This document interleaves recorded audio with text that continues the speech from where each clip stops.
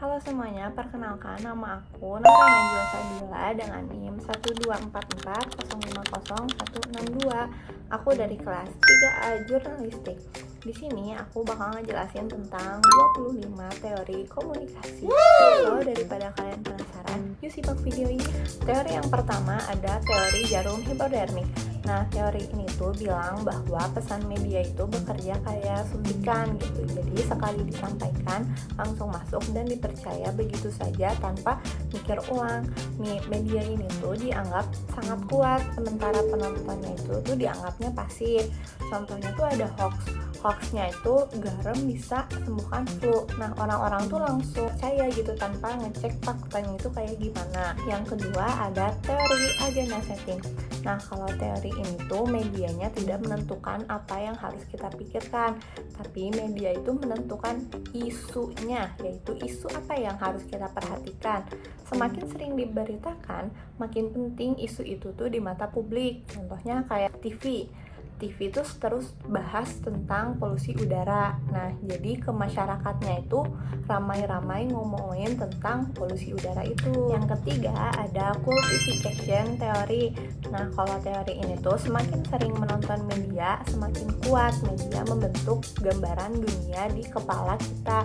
Kayak terutama TV dan film yang sering kita tonton berulang. Contohnya, sering nonton film kriminal, jadi ngerasa dunia itu tuh berbahaya, padahal kenyataannya nggak seburuk itu kok. Yang keempat ada teori spiral of silence.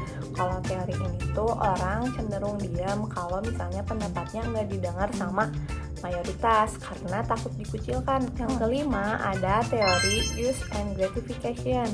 Nah, kalau teori ini tuh audiens tuh aktif memilih media sesuai kebutuhan mereka, misalnya hiburan, informasi, pelarian, atau interaksi sosial. Yang keenam ada teori diffusion of innovation. Nah, kalau misalnya teori ini tuh menjelaskan bagaimana inovasi itu menyebar dari orang pertama sampai akhir. Kalau ini tuh biasanya dipakai sama banyak orang. Yang ketujuh ada teori two-step flow. Kalau ini tuh informasi dari media tuh nggak langsung ke masyarakat, tapi bisa lewat opinion leader terlebih dahulu. Contohnya kayak kamu tahu berita tuh bukan dari TV, tapi dari influencer yang ngerangkum semua beritanya. Yang kedelapan ada interaksionisme simbolik. Kalau ini tuh makna tuh muncul dari simbol-simbol yang kita sepakati bersama lewat interaksi. Contohnya kayak emoji.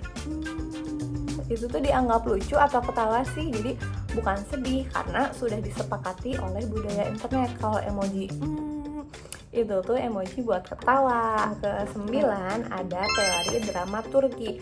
Kalau teori ini tuh komunikasi itu seperti panggung teater. Ada front stage-nya atau tampilan terbaik, sama ada backstage yaitu versi asli yang santai. Contohnya 10 ada konstruksi sosial realitas. Kalau teori ini tuh realitas dibentuk dari kata-kata, cerita, dan informasi yang kita dengar terus-menerus. Yang ke-11 ada teori penetrasi sosial. Kalau ini tuh hubungannya tuh berkembang lewat proses membuka diri secara bertahap dari permukaan terus ke pribadi sampai ke intim.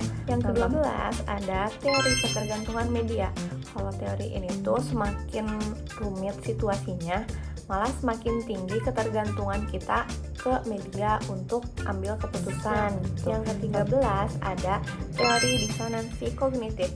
Kalau teori ini tuh saat ada dua pikiran yang bertentangan, kita tuh ngerasa gak nyaman dan akhirnya tuh kita mencari kebenarannya. Yang ke-14 ada teori belah ketupat.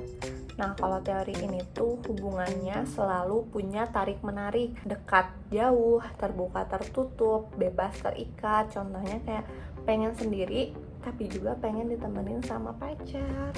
Yang ke-15 ada teori konflik.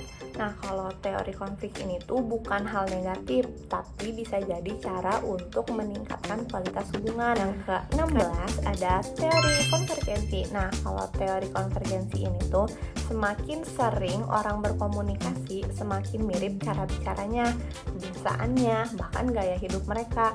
Yang ke-17 ada teori expectation of violet.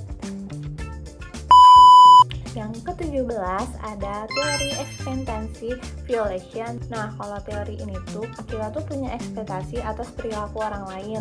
Jadi kalau misalnya ekspektasi itu tuh dilanggar, kita kaget dan bisa salah paham. Yang ke-18 ada teori pertukaran sosial.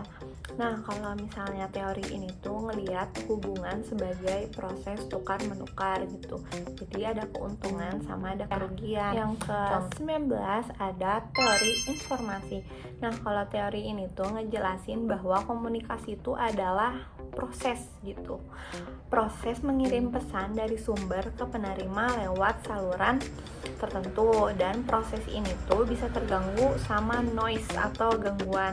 Nah, jadi fokus teori ini tuh adalah bagaimana pesan tuh bisa sampai dengan jelas dan efektif. Yang ke-20 ada teori medium. Nah, kalau teori ini tuh ada seseorang bernama McLuhan. Dia tuh mengatakan bahwa media itu tuh bukan cuma saluran pesan, tapi media sendiri itu ngebentuk cara berpikir dan cara hidup manusia. Setiap media tuh pasti punya dampak sosial yang berbeda. Yang ke-21 ada teori naratif. Nah, kalau misalnya ini tuh kita tuh memahami dunia melalui cerita, bukan logika formal. Contohnya kayak iklan soft drink itu tuh pakai cerita persahabatan gitu, jadi bukan pakai data nutrisi. Yang ke-22 ada teori gatekeeping. Nah, kalau misalnya ini tuh informasi yang kita terima itu tuh disaring oleh yang namanya tuh penjaga gerbang, kayak editor lah, terus influencer, algoritma.